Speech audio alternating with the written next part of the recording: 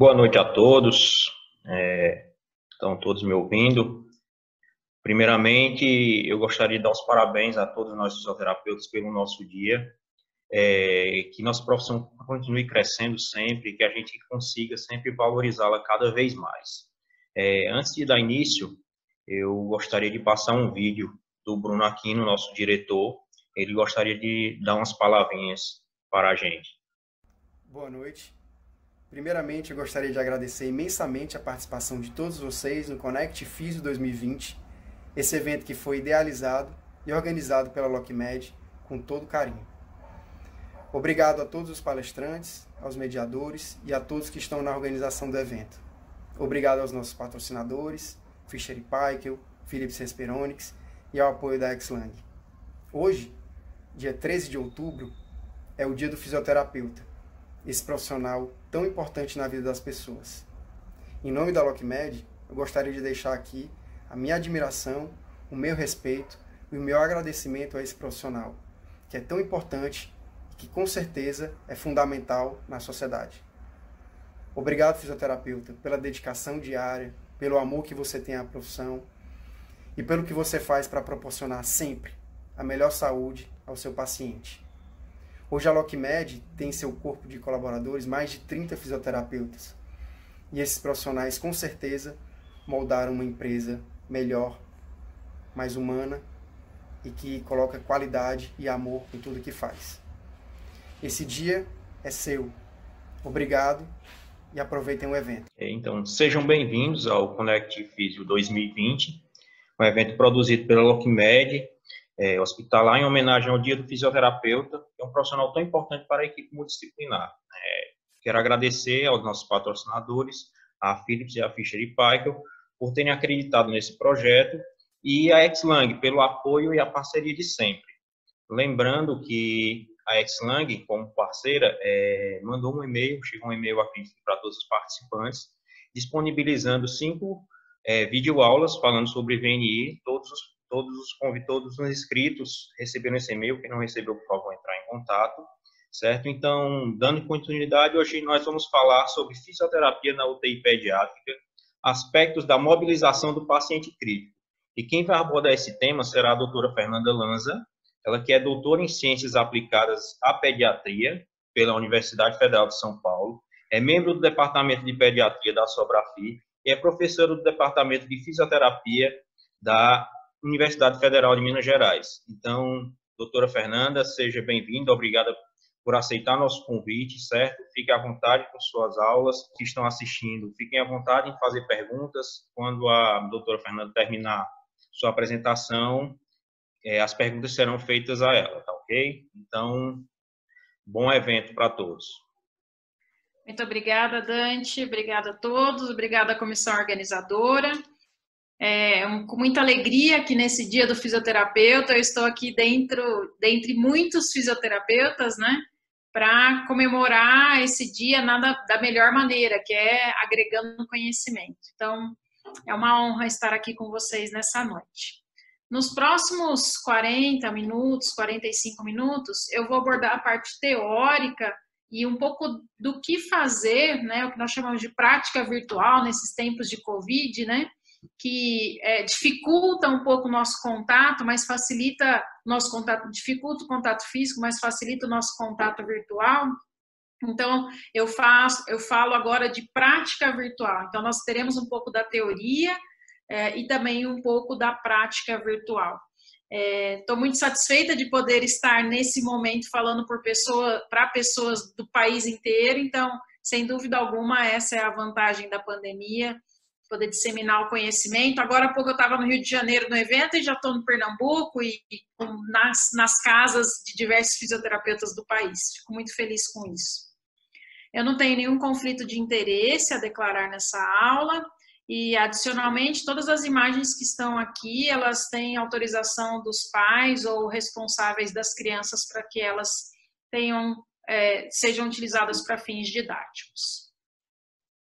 Nos próximos minutos, então, veremos sobre complicações da internação prolongada, por que os nossos pacientes têm alterações como, por exemplo, a fraqueza adquirida dentro da UTI, falaremos como mensurar essas alterações, como mensurar a fraqueza, e também do protocolo de imobilização precoce, ou seja, como que a gente reabilita esse paciente dentro da terapia intensiva, e algo muito importante, né, como interromper ou quando interromper esse protocolo por risco do paciente. Então, nós definimos, já está claro na literatura, né, que paciente crítico é aquele paciente que está internado na terapia intensiva desde poucas horas até meses. Então, a condição crítica do paciente não está relacionada única e simplesmente a condição do paciente crítico não está delimitada apenas a tempo de internação, e sim a gravidade. Então, nós podemos ter um paciente crítico que chegou há poucas horas, até um paciente crítico que está internado há muito tempo, e aí não está respondendo ao tratamento. Independente do tempo de internação desse paciente, ele é considerado como crítico e deve ser avaliado e ter a intervenção por nós, fisioterapeutas. O que a gente considera imobilismo, né? Imobilismo dentro da terapia intensiva é o principal fator pelo qual vai levar o paciente a complicações que são extra aquelas que levaram à internação. Então, por exemplo, o paciente que interna por conta de pneumonia, evolui com uma insuficiência respiratória, vai ser entubado, e aí esse paciente fica internado por 20, 30 dias, sedado, e depois que ele melhora da pneumonia, ele tem uma condição que nós chamamos de fraqueza muscular e perdeu parte do desenvolvimento motor, porque ele estava internado. Então, é uma criança que entrou com pneumonia e saiu com dificuldade de deambulação. Isso se dá às custas do imobilismo dentro da terapia intensiva, que altera o ciclo sono e vigília, altera a força muscular desse paciente, causa atraso no desenvolvimento neuropsicomotor, altera o comportamento e leva a uma síndrome que nós chamamos de síndrome pós-terapia intensiva, que já foi bem descrita para a população adulta, mas para os pacientes pediátricos tem sido descrita mais recentemente. Então, essas alterações desse paciente, elas não se limitam apenas ao tempo de internação. Essa é uma criança que vai retornar para casa e pode demorar até 6 meses ou até 1 ano para voltar às AVDs dela. É uma criança que tem um comprometimento grave, então ela não vai ter o comprometimento único exclusivamente no pulmão, por exemplo, que foi o que levou à internação em tempos de Covid, a gente tem visto isso, mas ela tem alterações de outros sistemas que podem limitar de maneira importante a participação dessa criança. Então, por que o imobilismo leva a todas aquelas alterações? Primeiro acontece uma degeneração axonal, né? O axônio, que é aquela membrana que recobre o neurônio para que a condução seja um tanto quanto mais rápida, ela vai ser degenerada. Da mesma maneira, existe perda de fibras de miosina no músculo. E por que isso acontece? Porque o paciente está sedado por muito tempo, porque muitas vezes ele usa bloqueador neuromuscular, porque o paciente fica imóvel por muito tempo. E nós sabemos que o músculo, quando ele está imóvel, não precisa ser imóvel dentro da terapia intensiva. Se o paciente está com um gesso no braço, por exemplo, na hora que ele tira esse gesso, ele tem uma hipotrofia, ele tem uma hipotonia, tem uma redução de condução nervosa. E isso acontece com o nosso paciente associado ao processo inflamatório, a utilização de bloqueadores neuromusculares e corticoide também. Então, essas alterações do imobilismo, elas começam nas primeiras 48 horas. O paciente que fica deitado por 48 horas, ele já começa a ter alteração tanto axonal quanto de fibra de miosina. E isso faz com que ele tenha redução e alteração do seu desempenho, da funcionalidade, da sua participação.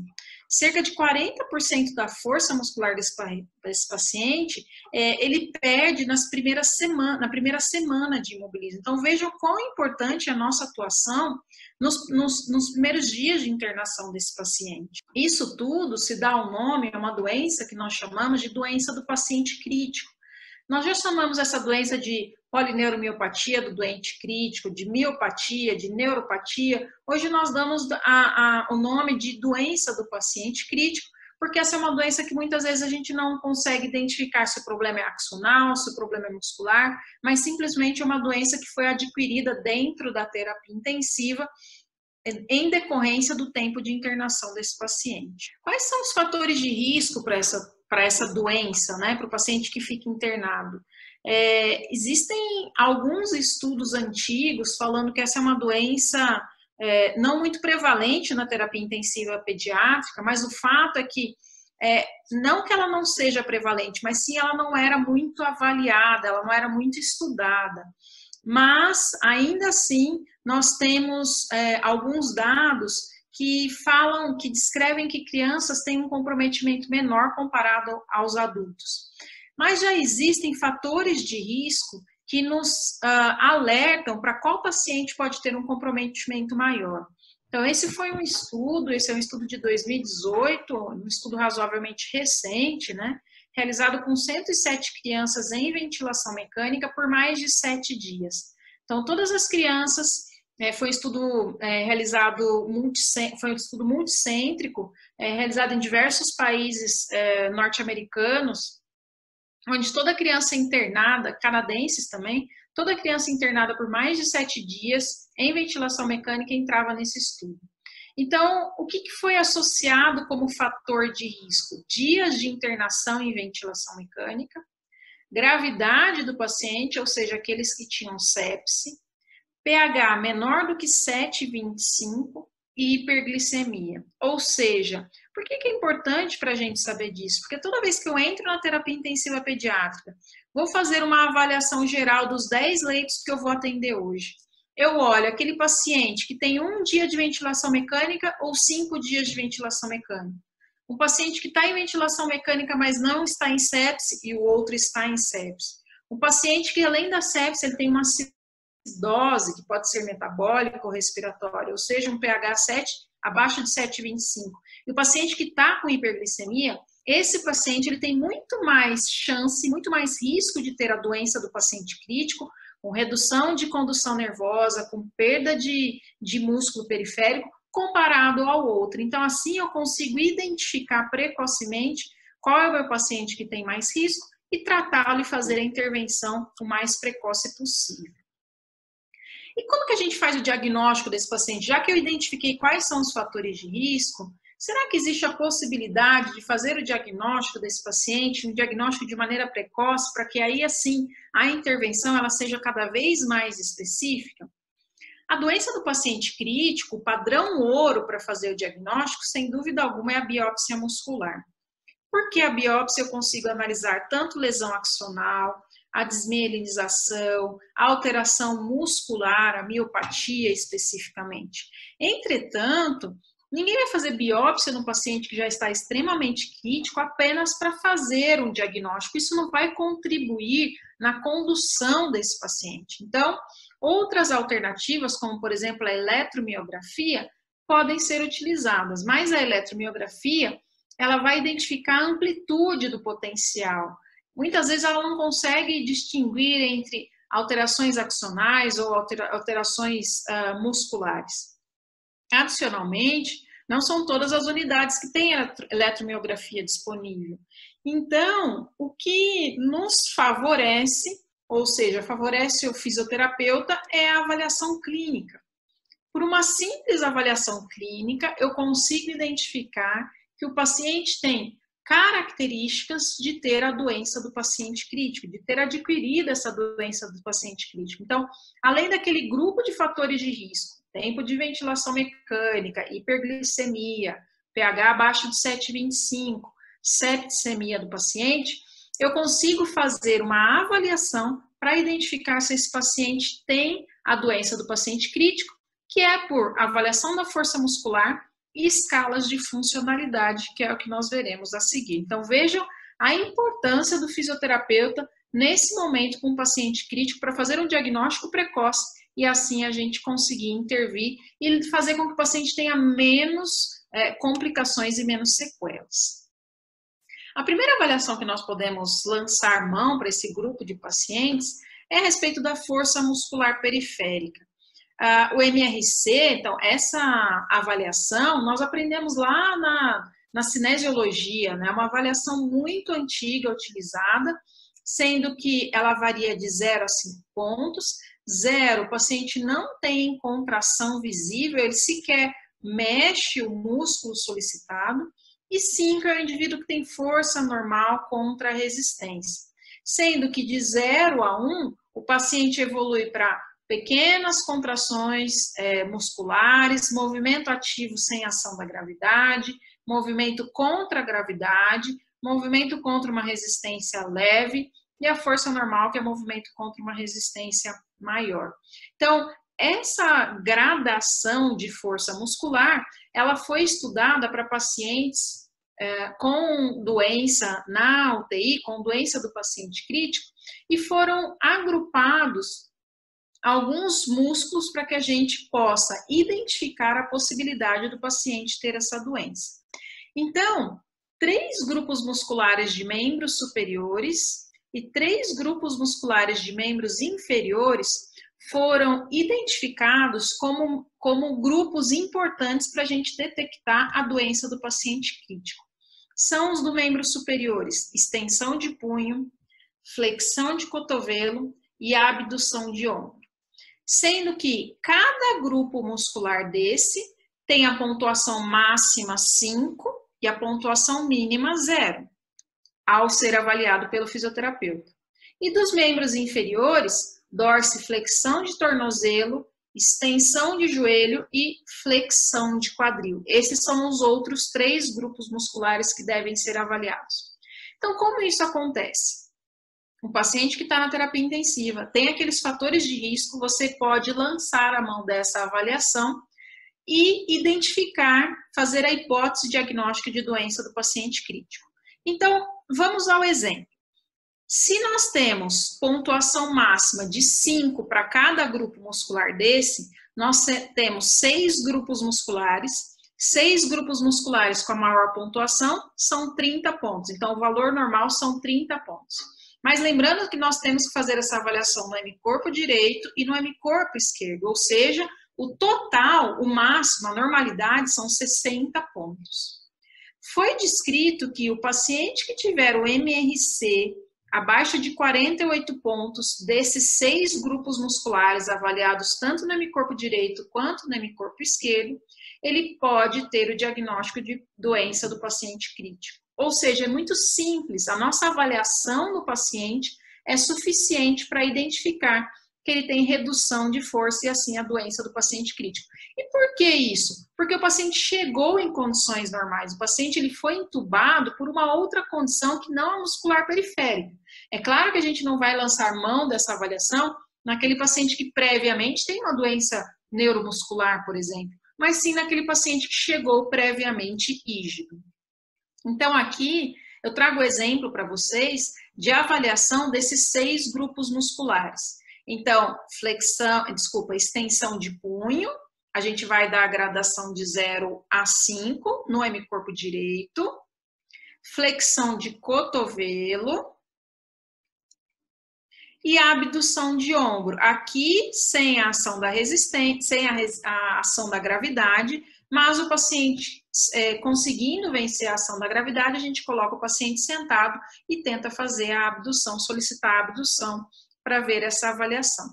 Lembrando-se que qualquer um desses grupos musculares, se tiver uma nota menor do que 4, ele já cai no critério de 48 pontos, porque qualquer grupo muscular em algum hemicorpo menor do que 4, ele já tem uma somatória menor do que 48. Em relação ao membro inferior, a dorse de tornozelo,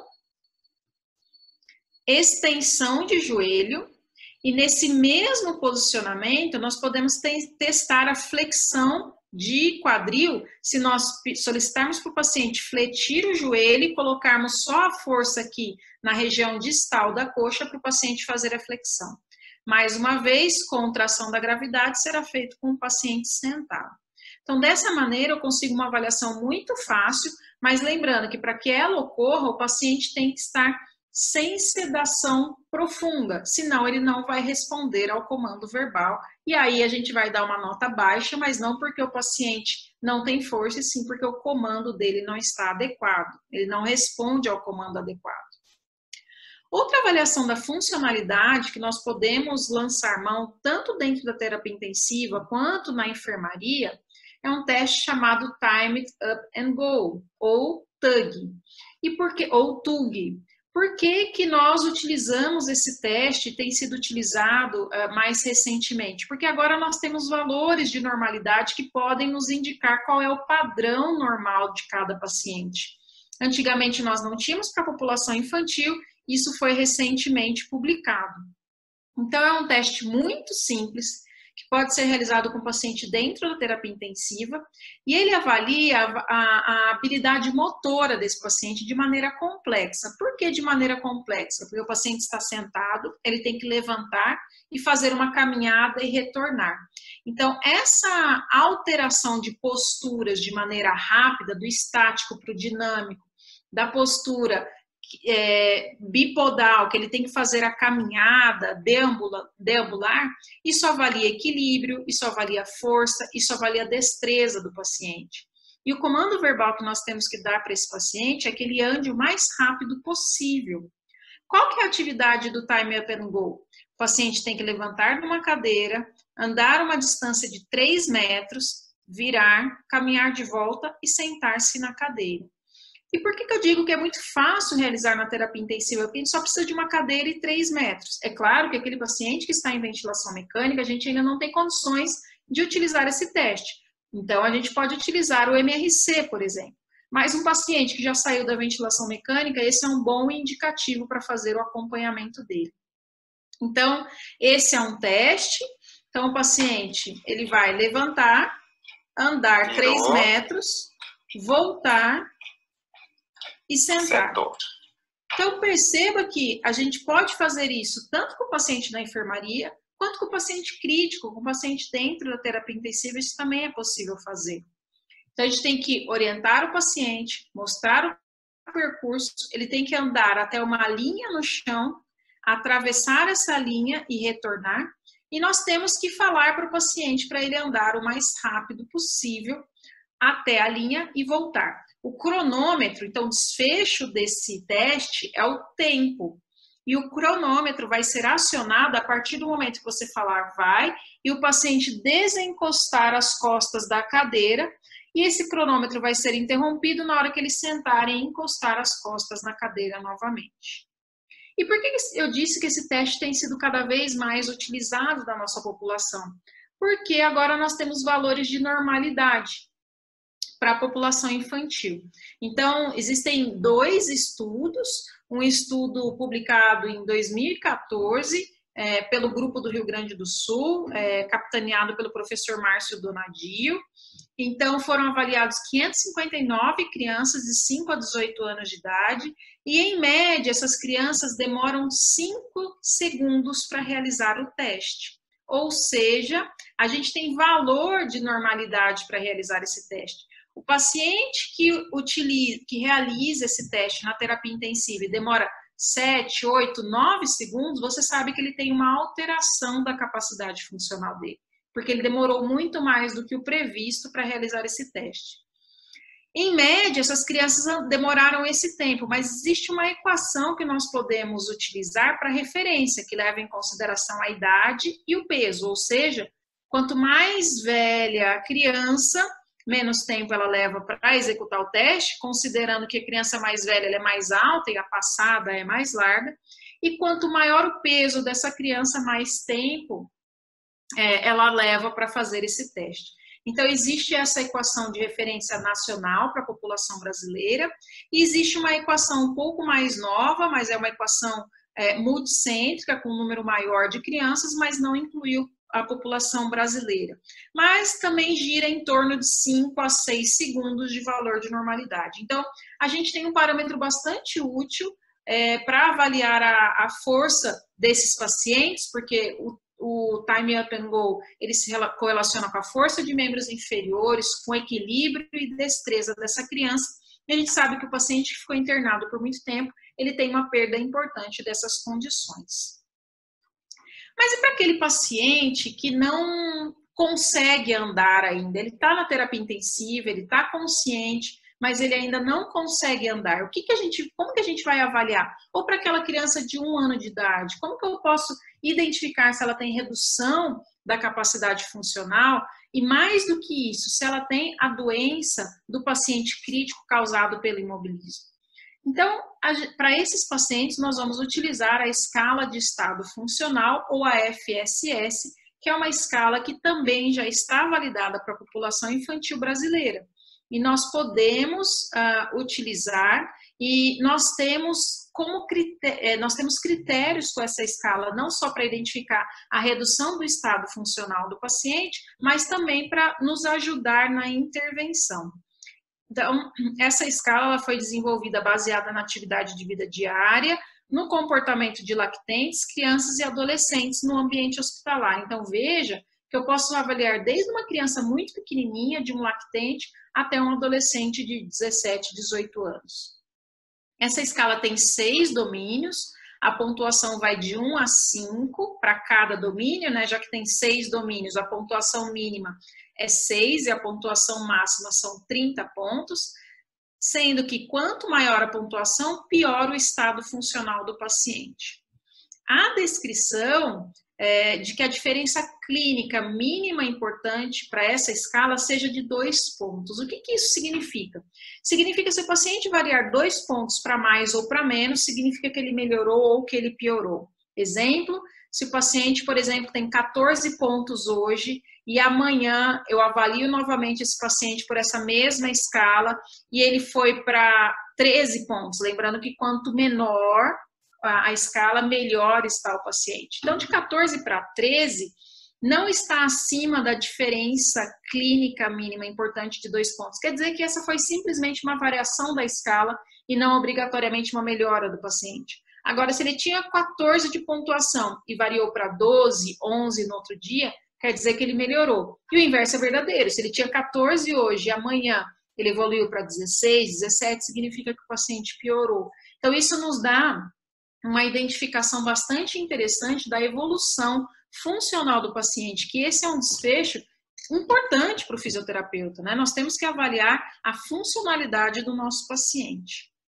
Essa é a escala e eu vou passar item a item com vocês, mas só para vocês verem de maneira ampla. Então, os 6 domínios é o estado mental, o sensorial, comunicação, função motora, alimentação e respiração, sendo que 1 é normal e 5 é o pior de cada um desses itens. Então, eu vou passar um vídeo para vocês de um paciente internado, um paciente que ficou entubado por um tempo, mas agora já estava com um catéter de oxigênio, uma desnutrição grave.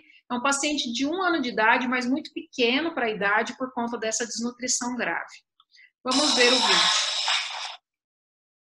Então, percebam que é um paciente irritado, né, que chora, mesmo tentando colocar ali a chupeta na boca. Percebam que para uma criança de 1 ano de idade, a movimentação não é adequada, né, não parece nem ter sustentação cervical, não consegue, não tenta levantar. Tem uma movimentação ali de membros inferiores, mas percebam que os membros superiores, eles também não se movimentam muito. Então, é uma criança que, para 1 ano de idade, tem uma restrição motora bastante importante e um contato que não é muito adequado, né? A criança de 1 ano tem um contato, mesmo estando com dor, ela tem um contato visual um pouco melhor. Vamos praticar a FSS, essa escala, e tentar pontuar e ver o que nós podemos avaliar para esse paciente. Então, se a gente pegar o primeiro item, que é o estado mental, nós podemos ter aqui para esse paciente, que é um paciente que aparentemente tem sono e vigília adequadamente e responde, né? Ele está respondendo à manipulação. Embora um pouco irritado, ele está respondendo. Então, isso dá a pontuação de 1 para o estado mental dele. Em relação ao sensorial, ele também tem pontuação 1, porque ele tem audição e visão preservada, ele está responsivo ao toque. Esse paciente não tem perda auditiva, não tem aparentemente suspeita de perda visual, não é um paciente que não esteja reativo, sim, ele está reativo, não é um paciente com resposta anormal ao toque ou à dor. Então, ele também tem pontuação 1 da parte sensorial. Do item comunicação, o que está acontecendo com esse paciente? Nós demos pontuação 2 para ele, porque a vocalização e a expressão facial ou a responsividade dele está alterada para a idade. E reduzida aqui significa alteração, ou para irritabilidade, ou uma alteração para sonolência. Então, não está adequada para a idade desse paciente. Ele não é um paciente que está completamente sem resposta ao desconforto dele, ele expressa alguma reação, não é um paciente que tem ausência de comunicação, mas não é um paciente que tem uma vocalização apropriada, não é um paciente que fica tranquilo em relação a essa situação. Então, comunicação, ele pontuou 2. Em relação à função motora, aqui está a parte mais grave desse paciente, né? Ele tem pontuação 4, ou seja, pouco controle de cabeça. Aquele paciente que tem pouco controle de cabeça, obviamente, ele não tem controle de tronco adequado. Isso faz parte do desenvolvimento, né? Não é um paciente que tem 2 ou mais membros funcionalmente prejudicados. Percebam que os membros inferiores se movimentam e a extremidade dos superiores também. Então, ele não tem membros com comprometimento, ele tem um atraso realmente do desenvolvimento, mas não, por exemplo, por uma hemiplegia ou uma hemiparesia, como seria aqui pontuação de um membro. E ele também não tem espasticidade difusa ou descerebração e decorticação. Então, a pontuação desse paciente é 4. Em relação à alimentação, ele também pontua 4, porque ele tem uma nutrição por sonda, com ou sem nutrição parenteral. Então, percebam aqui, ó, que além do catéter de oxigênio, esse paciente tem uma sonda para alimentação. Não é um paciente que tem todos os alimentos por via oral, não é um paciente que, dependendo da idade, ele consegue se alimentar por via oral, e não é um paciente que tem as duas coisas, alimentação oral e por sonda. Ele tem uma alimentação única e exclusivamente por sonda, então ele pontuou 4. A respiração, ele pontuou 2, então é um paciente que está recebendo oxigênio, então a gente vê aqui o catéter de oxigênio.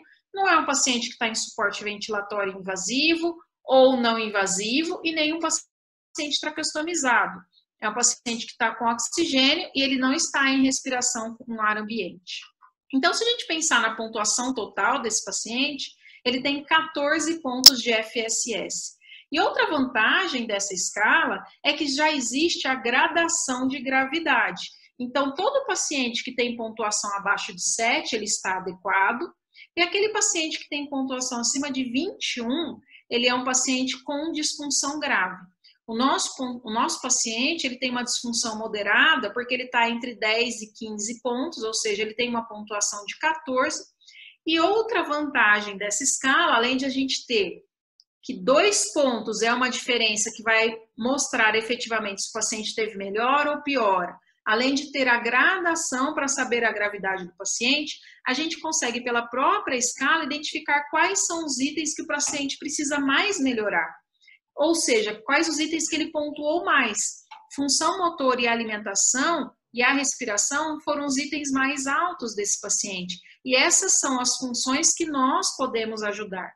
Função motora, treinando o controle cervical, treinando o controle de tronco, treinando mudança de postura. E o que a alimentação tem a ver conosco? Ela tem a ver com a equipe multiprofissional, sem dúvida alguma. A nutrição, a equipe da nutrição, ela será chamada, mas toda vez que a gente treina controle cervical do paciente, a gente ganha a deglutição sem que o paciente tenha broncoaspiração. E a respiração aqui nesse paciente, o que nós queremos é tirar a oferta de oxigênio. A comunicação, a fonoaudióloga vai ser solicitada e junto com o nosso treinamento da postura sentada, com o treinamento cervical, essa comunicação também vai melhorar. Então, perceba que é uma escala de simples execução que pode ser avaliada com o paciente de qualquer idade e nos traz muitas informações de funcionalidade, além de nos ajudar na intervenção. Então, dessa maneira, eu consigo identificar que o paciente tem ou não tem alterações e, assim, propor a intervenção para minimizar os danos da doença do paciente crítico. Quando eu inicio a avaliação desse paciente, todo paciente que está em ventilação mecânica por 48 horas ou mais, ou que ele está internado há mais de 7 dias na terapia intensiva sem estar em ventilação mecânica, ele deve ser incluído no screening, na avaliação do paciente com doença crítica.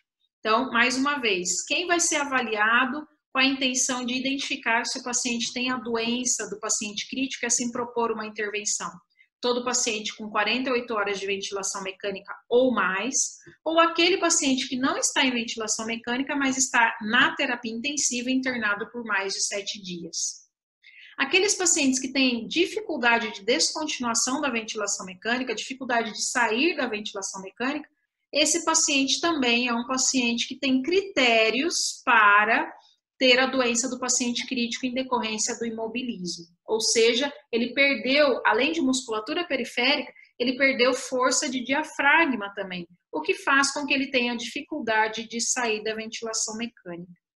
E de quanto em quanto tempo essa avaliação deve ser feita? De preferência diariamente, mas se não houver recurso para que seja feito diariamente, recurso humano para que seja feito diariamente, que seja feita pelo menos 3 vezes na semana.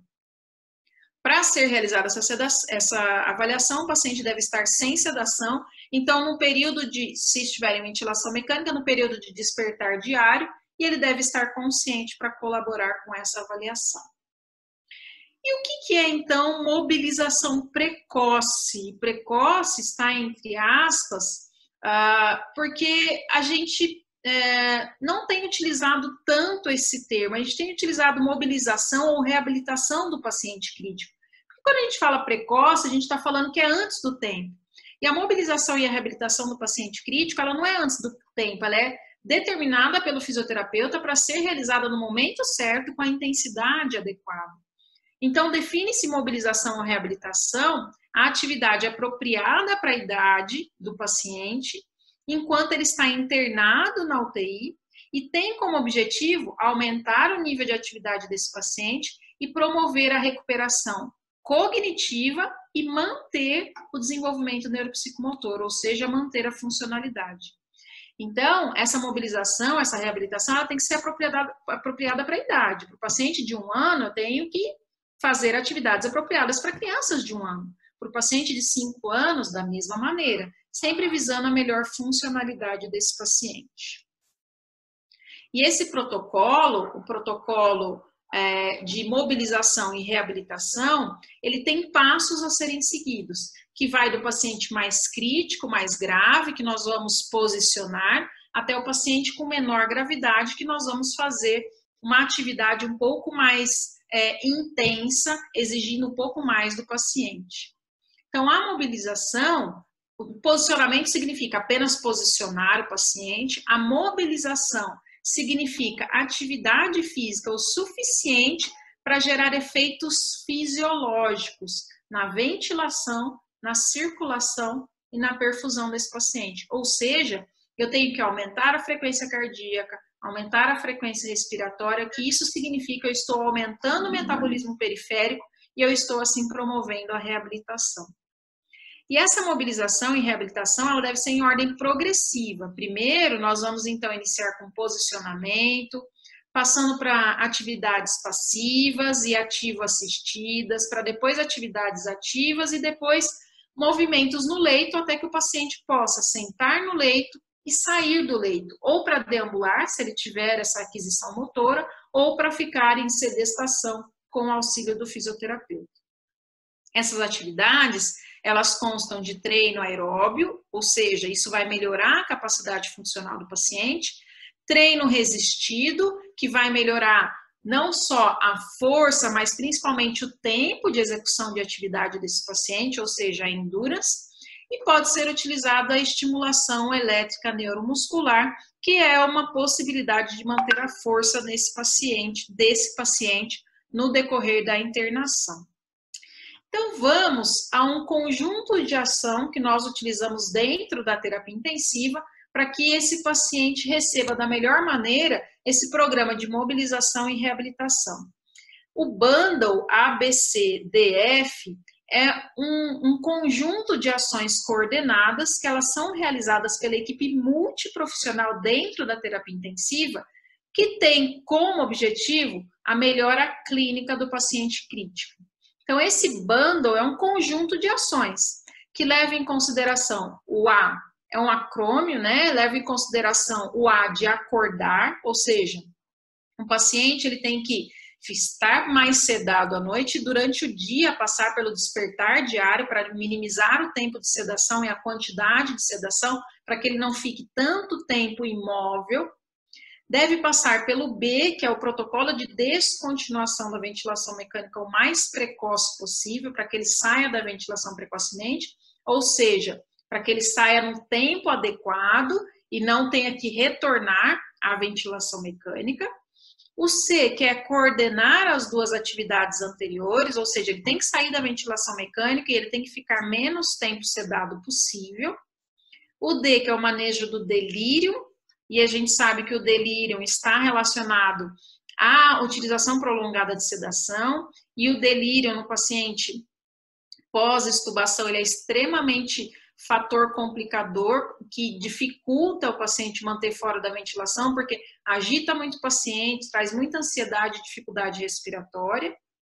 O E de exercício para esse paciente e o F de inclusão da família. Então, onde nós, fisioterapeutas, temos a nossa função dentro desse bando? Na função E de exercício precoce, mas lembrem-se que essa é uma função multiprofissional que todos da equipe devem estar em concordância e também incluir a família para realizar essa atividade. Então, esse é um protocolo de atividade descrito pela equipe de médicos e fisioterapeutas do Johns Hopkins, que é um hospital pediátrico norte-americano bastante consolidado, e esse é um protocolo que foi avaliado e desenvolvido entre 2016 e 2017, que é um protocolo que fala a respeito dos exercícios dentro da UTI pediátrica, que esses exercícios eles significam a reabilitação e existe uma boa mobilidade progressiva para esses pacientes que serão reabilitados, com o objetivo principal de promover a mobilidade progressiva, baseado no melhor nível de evidência, com concordância da equipe multiprofissional, para aumentar o nível de atividade de maneira segura. Isso é o tempo inteiro colocado no protocolo, que é a respeito da mobilidade de maneira segura, estimulando sempre essa mobilização dentro ou de acordo com o desenvolvimento neuropsicomotor do paciente. Esse protocolo ele é descrito em 3 níveis. Então, o paciente, quando ele está mais grave, ele tem menor atividade comparado com o paciente que está menos grave.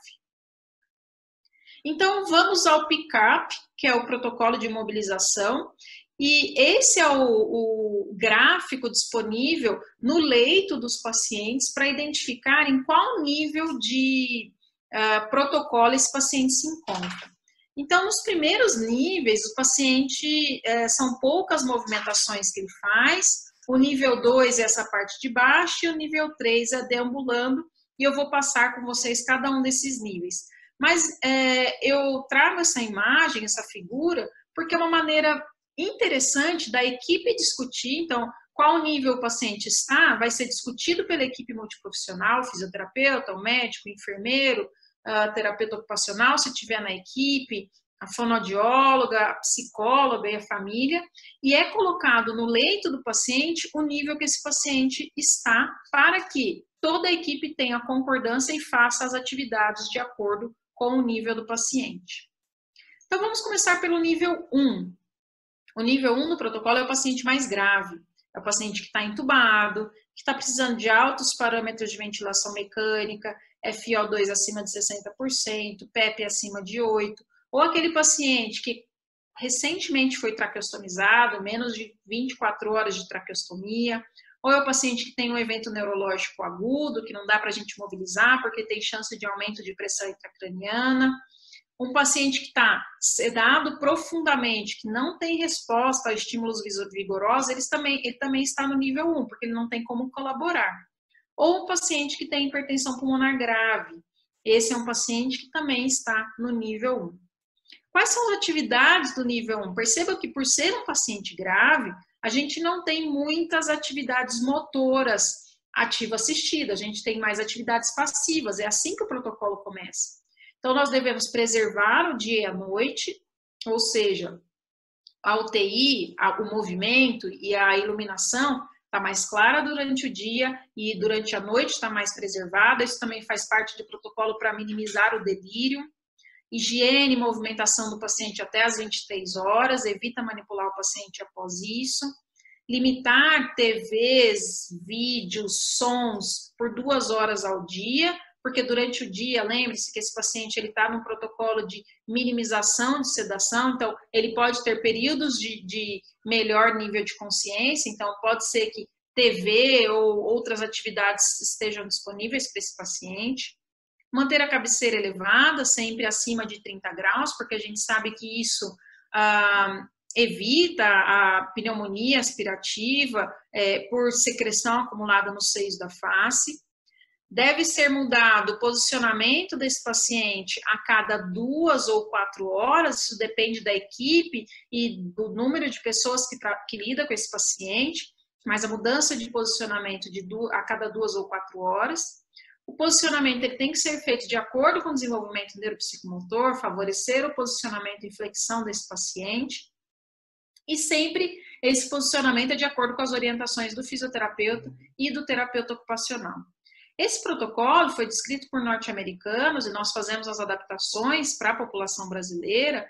E lá nos Estados Unidos, o fisioterapeuta que lida com a mobilidade do paciente, com a reabilitação, ele não fica na terapia intensiva 24 horas. Então, aqui nesse protocolo é descrito que deve ser chamado o fisioterapeuta e o terapeuta ocupacional para fazer avaliação diária nesse paciente. O que não vai acontecer aqui no Brasil, porque nós temos o fisioterapeuta em grande parte dos hospitais que está 24 horas ou pelo menos 18 horas na terapia intensiva.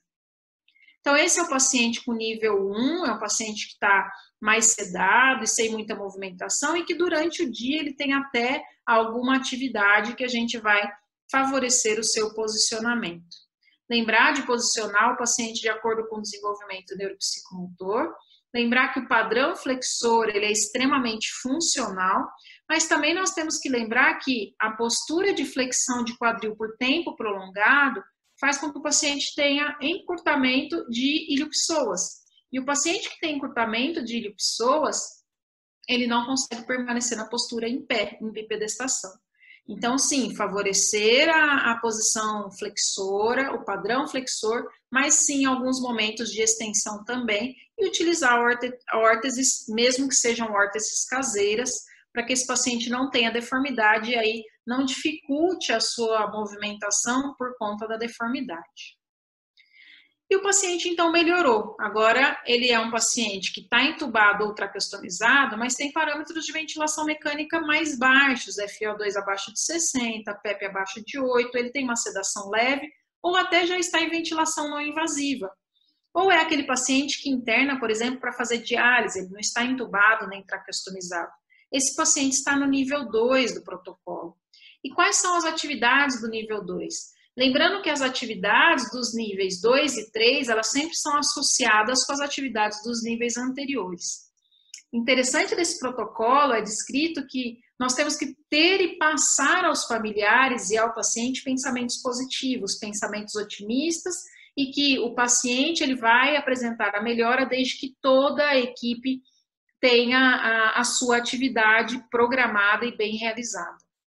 Então, nós iniciamos aqui os movimentos progressivos com a criança, sentar no leito 3 vezes por dia, então elevar a cabeceira que estava a 35 graus, elevar a 90 graus se possível, considerar a saída do leito, mesmo com o paciente entubado, sentar à beira do leito, e mesmo com o paciente entubado, ficar em pé à beira do leito, é claro, se for aquele paciente que tem essa aquisição motora. Se for criança menor, de 1, 2 anos, que não consegue ficar em pé, a gente vai se restringir, então, a colocar sentado à beira do leito. Sempre tem que ter o acompanhamento da fonoaudióloga, o acompanhamento da terapeuta ocupacional, o acompanhamento do fisioterapeuta, e esse paciente, então, agora ele tem mais autonomia para a gente se movimentar e aqui solicitar movimentos ativos assistidos para esse paciente. Então, trazer o lúdico para esse paciente é extremamente necessário, considerando que a gente está lidando com crianças. E existe uma resolução no Brasil que as crianças internadas por mais de 2 semanas, em alguns lugares por mais de 30 dias, elas devem ter um acompanhamento da psicopedagoga ou da pedagoga que deve existir esse profissional em todo hospital pediátrico, para que haja um acompanhamento da educação dessa criança. Então, nós podemos aproveitar esse momento de ensino dessa criança e favorecer os movimentos de membros superiores, movimentos de membros inferiores e fazer a associação entre as equipes. Então, aqui é um paciente que tem uma atividade já está em ventilação mecânica, traqueostomizado, é um paciente que tem uma dificuldade de controle cervical e que a gente tem que fazer o treinamento. Se ele não tem controle cervical, de tronco também não tem. Mas a gente tem que colocar o paciente nessa postura, porque isso favorece o estímulo desse paciente. Sentado à beira do leito, é um paciente que tem mais estabilidade clínica, é um paciente que tem a possibilidade de estar sentado, e a gente faz movimentos de membros superiores, movimentos de membros inferiores. Então, é uma atividade que a gente pode fazer à beira-leito. O paciente, percebam aqui que ele está sentado num rolo e apoiado na cama, porque ele é pequenininho. Então, a gente não precisa tirar o paciente do leito. E brinquedinho que faz barulho é difícil para a gente, né? Mas é o que mais chama a atenção das crianças. E chocalho, gente, eu tenho a impressão que as crianças não gostam de chocalho, essas coisas muito barulhentas, mas muitas vezes é o que a gente tem disponível. E a gente não pode levar brinquedos para as terapias intensivas, porque isso faz parte das limitações da comissão de infecção hospitalar. E aí esse paciente melhorou, ele está no nível 3, ele é um paciente que está na não invasiva, tem suporte ventilatório mínimo, está responsivo, está acordado, está consciente, então a gente vai tirar esse paciente do leito. A gente vai fazer com que o paciente seja estimulado e seja reabilitado agora com maior atividade. E qual é a maior atividade? Todas as atividades do nível 1 e 2, sair do leito, sentar na poltrona, colocar o paciente para andar, sempre que possível, deambular com esse paciente 2, 3 vezes por dia. Às vezes, esse é um paciente que ele está saindo da terapia intensiva e já está indo para a terapia. Mas é um paciente que ele precisa continuar lá na enfermaria o acompanhamento da equipe da fisioterapia, que é extremamente importante.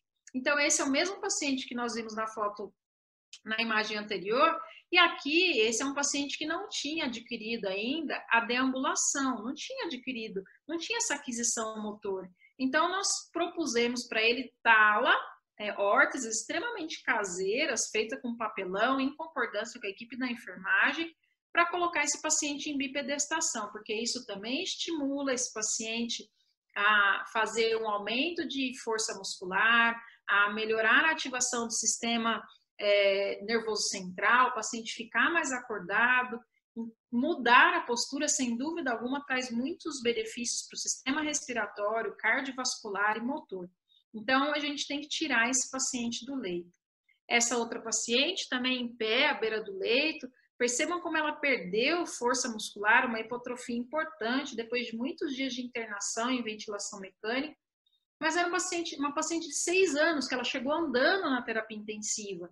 E aí teve uma complicação de uma pneumonia, ficou muito tempo internada, e ela tem essa fraqueza muscular adquirida na terapia intensiva, que deve ser, sem dúvida alguma, avaliada e tratada. Então, esses são os níveis que nós vamos utilizar para tratar os pacientes dentro da terapia intensiva, após termos realizado as avaliações, sendo que o paciente mais crítico está no nível 1 e o paciente mais estável está no nível 3. Esse nível 3 pode continuar na enfermaria. Vamos lá, Sarinha. Então, essa é uma outra paciente que também já estava na enfermaria, fazendo movimentação de membros superiores, com brincadeiras, estimulando. Sempre tem que ser lúdico a atividade desse paciente. E essa também é uma paciente que não tinha ainda aquisição de deambulação, então a gente estava treinando a sedestação com ela. Só que todo esse protocolo, eu concordo que pode ser muito difícil a gente instituir dentro da terapia intensiva, porque eu falei o tempo inteiro que esse é um protocolo que tem que ser realizado de maneira multiprofissional. Então, esse é um estudo publicado no final do ano passado a respeito do que a gente tem de lacunas para o time que trabalha... Desculpa? Alguma dúvida?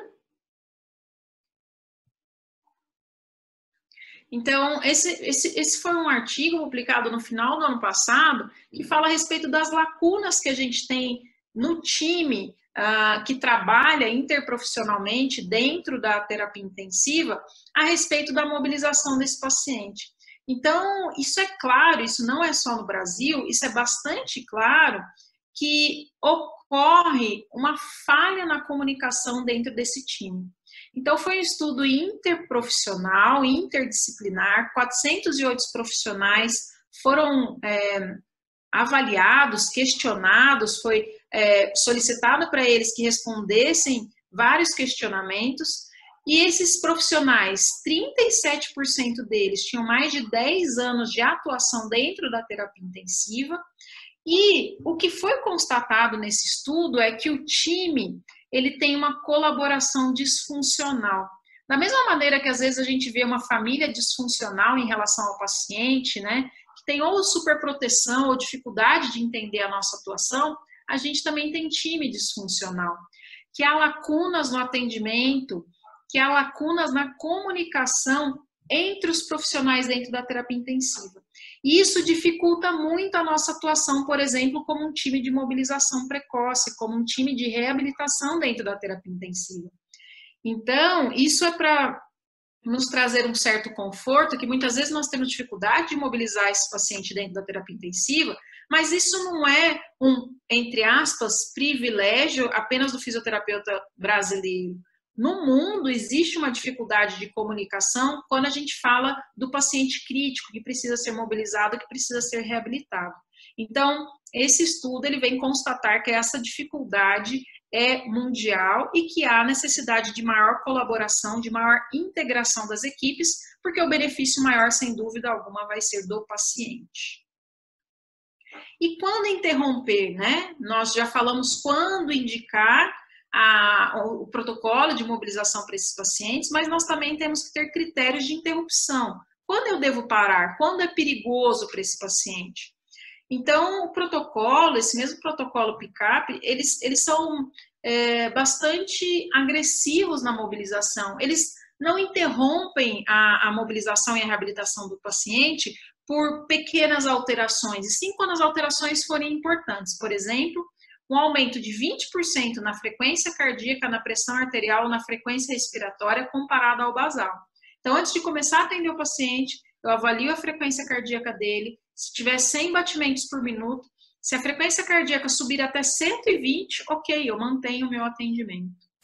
Queda da saturação de pulso de oxigênio maior do que 15%. Então, vejam que eles são bem agressivos na queda de saturação desse paciente. Eles toleram a queda de saturação, até porque a gente pode ofertar mais oxigênio a esse paciente no momento da mobilização e da reabilitação. Em mais de 20%, só se for a mais de 20% esse aumento da FiO2 é que a gente vai interromper a mobilização. Se ele tiver assincronia na ventilação mecânica, invasiva ou não invasiva, se ele apresentar arritmias cardíacas ou desconforto respiratório, também são critérios de interrupção dessa mobilização. Se ele alterar o nível de consciência, em especial se houver o rebaixamento do nível de consciência, e se houver, entre aspas, problemas com acesso venoso, perder o acesso venoso, né? Então, esses são critérios de interrupção. Então, a gente interrompe naquele momento, mas a gente não deixa o paciente 1 ou 2 dias sem um protocolo de mobilização. No próximo período, a gente retoma a mobilização desse paciente de maneira segura, mantendo aqueles critérios dos níveis 1, 2 e 3. Então, percebam que existem critérios muito adequados para indicar e critérios bastante claros de interrupção, mantendo a segurança desse paciente dentro do protocolo de mobilização e de reabilitação. Dessa maneira, então, eu resumo para vocês que a alteração motora dentro da terapia intensiva do paciente pediátrico, ela está relacionada ao tempo de ventilação mecânica e de internação, ao uso de sedação, à gravidade do paciente, a sepse, a hiperglicemia e ao pH baixo, a acidose. Esses são os fatores de risco para o paciente ter a doença do paciente crítico. Que, para fazer o diagnóstico dessa doença do paciente crítico, a gente precisa simplesmente avaliar a funcionalidade, ou pela escala de MRC, ou pelo Time Up and Go, ou pelo FSS. Após ter sido identificada a redução, a piora da funcionalidade desse paciente, está programado, então, está autorizado os exercícios dentro da terapia intensiva, a mobilização, a reabilitação, que são exercícios sempre progressivos, da mobilização passiva para ativa assistida, para ativa, e depois para deambulação e exercícios efetivamente desse paciente, que pode ser dentro da terapia intensiva e continuado na enfermaria. Nós devemos ter bem claros os critérios de interrupção e a gente interrompe naquele momento e no próximo período a gente pode retomar se houver estabilidade do paciente. E não esquecer que essa intervenção não termina na terapia intensiva, ela continua na enfermaria, mas esse paciente obrigatoriamente tem que ser orientado a continuar o atendimento da fisioterapia, ou pelo menos as avaliações, mesmo após a alta hospitalar, porque a síndrome pós-terapia intensiva é uma realidade também na população infantil e deve ser tratada de maneira bastante exclusiva. Eu gostaria de agradecer mais uma vez a oportunidade de estar aqui com vocês hoje, parabenizar os fisioterapeutas pelo nosso dia, espero que vocês estejam sempre agregando conhecimento, agregando em suas equipes multiprofissionais e que tenham coragem para acreditar nos seus sonhos e certamente com coragem, com determinação e com conhecimento, nós chegaremos em unidades de terapia intensiva cada vez melhores. Muito obrigada. Nós que agradecemos, doutora, pela brilhante aula, uma aula espetacular. Muitos elogios aqui à sua aula, certo? A gente já tem algumas perguntas. Uma das perguntas aqui de algumas pessoas é se a gente pode compartilhar a sua aula. Pode compartilhar. Certo. Então, assim, iniciando as perguntas. Eu só peço para que vocês não repassem principalmente as imagens dos pacientes, por favor. Ok. Algumas perguntas. O Edler pergunta, doutora, quanto tempo em média trocar de posição? E aqui eu só acrescento um ênfase na questão do ilho-pessoas, principalmente flexão e extensão de quadril. O protocolo descreve a cada 2 ou 4 horas mudar de posicionamento. É claro que isso vai depender do staff, né, do tanto de gente que tem na terapia intensiva trabalhando com o paciente, mas a cada 4 horas é o suficiente. E provavelmente esse paciente vai ficar a maior parte do tempo na postura flexora, né? Então, que ele fique metade desse tempo com extensão de ilho-pessoas.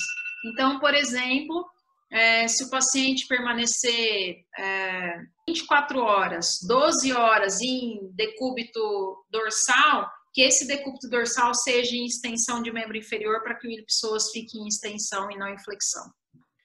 A Priscila pergunta, doutora, quais os critérios levados em consideração para colocar o paciente sentado no leito no nível 2, ele ainda estando entubado?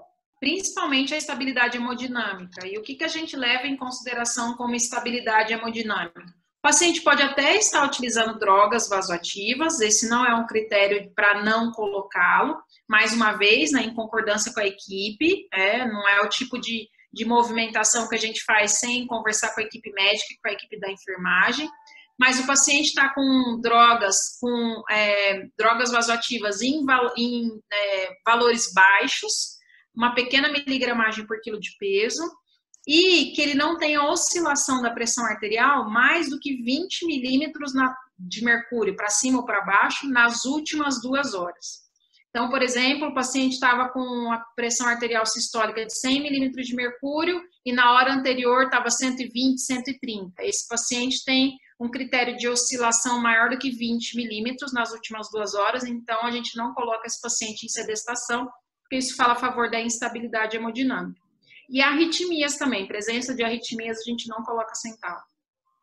porque provavelmente a postura pode favorecer, não a postura em si, né, mas a alteração de postura estimula muito mais o sistema nervoso simpático, e aí esse paciente pode piorar a arritmia. Ok. Adriana Calixto pergunta aqui, se é lei a presença de psicopedagoga na UTI? É lei, é uma lei federal. O Hector pergunta, boa noite, professor, excelente explanação. Existe uma predileção pelas diretrizes internacionais em relação a Brasília se tratando de doença de paciente crítico? Não existe uma predileção, é que no Brasil, para pediatria, a gente não tem essa determinação, não existe uma diretriz consagrada para mobilização do paciente e reabilitação em pediatria, então, por isso que a gente usa as internacionais. Existe um movimento para que ocorra, que seja escrita essas diretrizes. Recentemente, a Sobrafir publicou o protocolo de mobilização para o paciente crítico COVID, mas são sugestões, né, diretrizes mesmo que a gente tem de publicação, são as internacionais do John Hopkins, que eu tenha conhecimento, a não ser que tenha saído alguma coisa nacional que eu não saiba. Ok. Mais uma vez, o Hector ele pergunta, professora, para se chegar ao diagnóstico de doença do paciente crítico, podemos agregar durante nossa avaliação a força da apreensão palmar, hand grip, também como uma variável de mensuração? Podemos utilizar, mas aí a gente só tem valor de normalidade para adolescentes, a gente não tem para a população menor do que 12 anos. E isso faz com que, por mais que a criança faça a força de preensão palmar, a gente não consegue dar um número e falar isso é bom, isso é ruim, isso fala a favor da doença do paciente crítico ou não.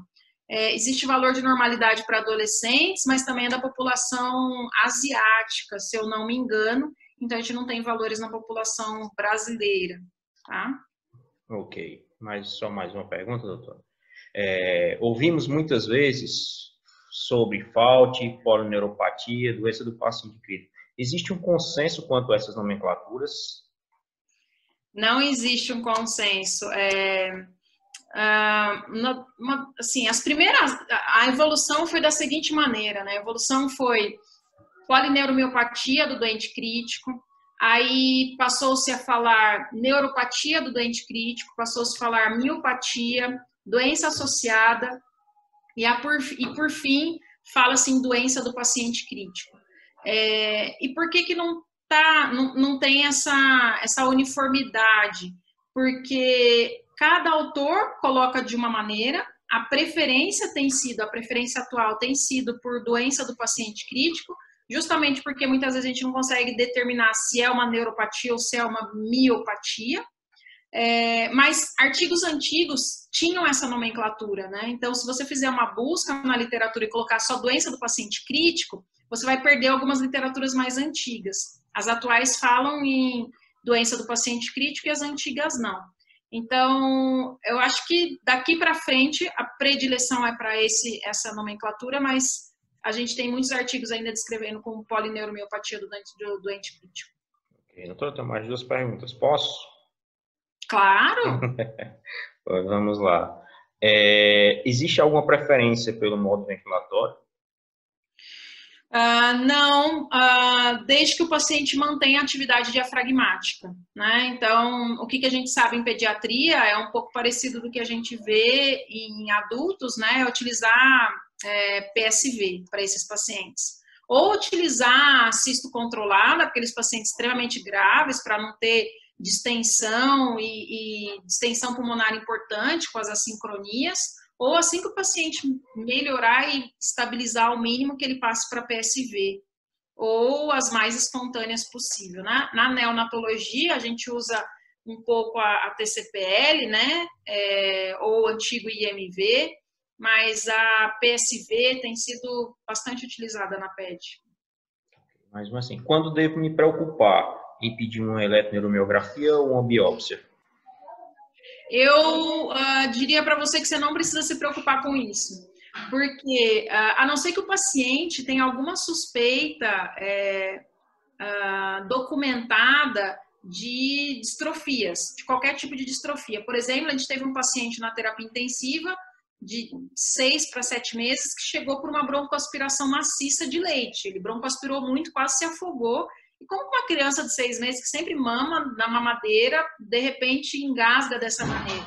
e esse paciente foi perdendo força a olhos vistos, e tinha-se então uma suspeita de distrofia, e aí foi feita a biópsia. Mas para fazer o diagnóstico de a doença do paciente crítico, a gente não precisa utilizar o padrão ouro, que seria a biópsia ou a eletromiografia. A nossa avaliação clínica é suficiente para conduzir, para fazer a hipótese diagnóstica e para conduzir o tratamento desse paciente. Doutora, pois muitíssimo obrigado, certo, por sua brilhante explanação, excelente aula, graças a Deus muito elogiada, certo, e foi um prazer imenso ser o moderador desse dia. Eu que agradeço mais uma vez, fico feliz de estar aqui com vocês. Eu costumo dizer que quanto mais eu compartilho conhecimento, eu mais ganho, eu mais acrescento no meu potinho de conhecimento, e não foi diferente hoje. E mais uma vez parabenizar pelo evento e aos fisioterapeutas pelo nosso dia. Obrigado a todos pela presença, agradeço aos nossos patrocinadores, a Philips e a Fisher & Paykel, e o apoio de sempre da Xlang. Tá, pessoal? Muitíssimo obrigado, e amanhã estaremos de volta com mais um dia do Connect Physio 2020. Obrigado, Obrigada, doutora. pessoal. Boa noite. Boa noite.